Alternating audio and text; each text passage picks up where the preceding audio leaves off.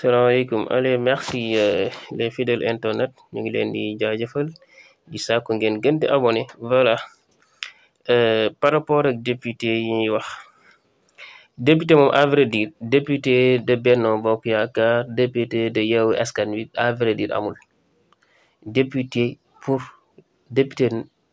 le pays bon am pour défendre les intérêts du pays pas défendre l'intérêt de tel parti.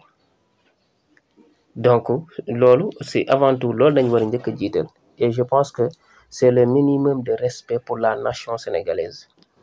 Quand on a élu les députés, c'est pour qu'ils nous représentent à l'Assemblée nationale, pour qu'ils se préoccupent non seulement des travaux du pouvoir, mais de voir aussi les problèmes dont les riverains, la population est en train de vivre, de survivre et de les signaler. Et qu'avant aussi d'adopter quelconque loi, qu'on vérifie ça et qu'on valide cela dans l'amiable et dans l'unanimité. lii mooy mbir député day xool li arrangé askanam mu ànd ci député boo xamante ni nag doo wax ak yow ki nga àndal dëgg moo xam ñi nga àndal opposition bi la wala ñi nga àndal ñoo nekk ci nguur gi nga taxaw ne leen lii laa gisee ànduma ci lii jàppal ne doo député te yow xaasatan c'est-à-dire en âme et conscience xam nga ni yow doo député. Tu peux nag porter le nom naan la honorable mais au sein de vous di nga toog ne man les 5 ans que j'ai fait à l'Assemblée nationale franchement j'ai pas joui les fonctions d'un député et cela est regrettable parce que da ngay doon koo xamante ni bii dañ lay fàtte. Donc de grâce vous représentez les 45 départements du Sénégal bu ñu nee projet de loi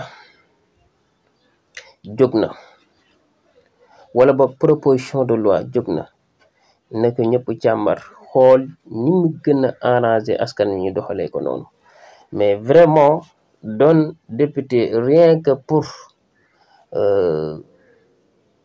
je suis dans tel parti cela vraiment n'est pas digne d'un citoyen. Un député est un digne citoyen. Le plus digne citoyen c'est le député et c'est lui qui doit exalter cela, c'est lui qui doit honorer cela et c'est lui qui doit extérioriser cela.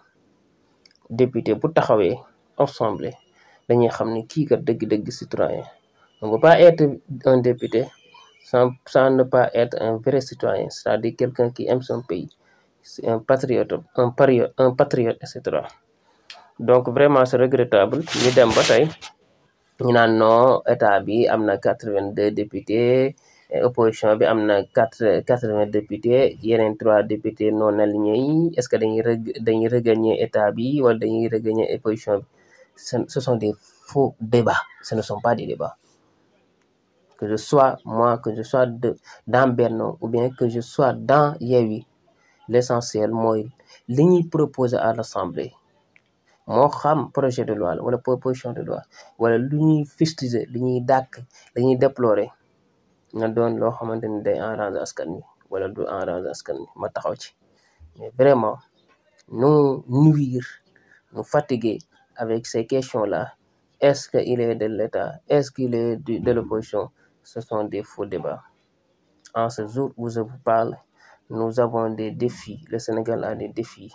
L'autosuffisance, la diminution des denrées de première nécessité, la scolarisation, la santé, etc., etc. L'eau, le problème de l'eau, la sécurité nationale. Voici les causes, les sujets, les thèmes discutables en ce jour. Alors merci donc ñu ngi leen di jaajëfal seen fidélité di sàkku ngeen gën a abonné di leen wax ni nag y a beaucoup de programmes yoo xamante ni bi Adiana TV denc na ko des programmes yi leen ni bett temps yi war a ñëw